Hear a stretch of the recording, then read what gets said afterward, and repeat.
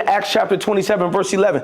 It says, but the officer in charge was persuaded more by the ship's helmsman and captain than he was by Paul. And see, this is where we got to make sure that when God is speaking, that we're not persuaded by anything other than what God is saying. The captain, he was not spiritually sensitive enough to know that God was speaking through Paul. And so he was more focused on what he was in more than what God was saying.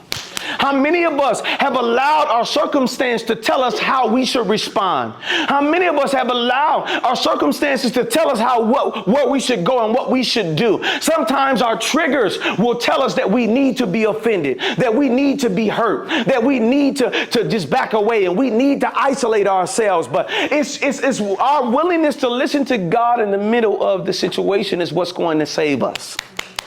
Paul had told them that if we continue to go this way, not only will we lose cargo, but we're going to suffer great loss. And not only are we going to suffer great loss, but we may eventually lose our lives. Could I ask you a question? Is where you're going that much important that you're willing to lose everything?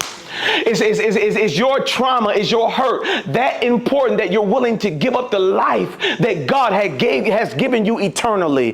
God had given him a voice even in the middle of a situation that was beyond his control, but he was focused more on the ship than the voice of God.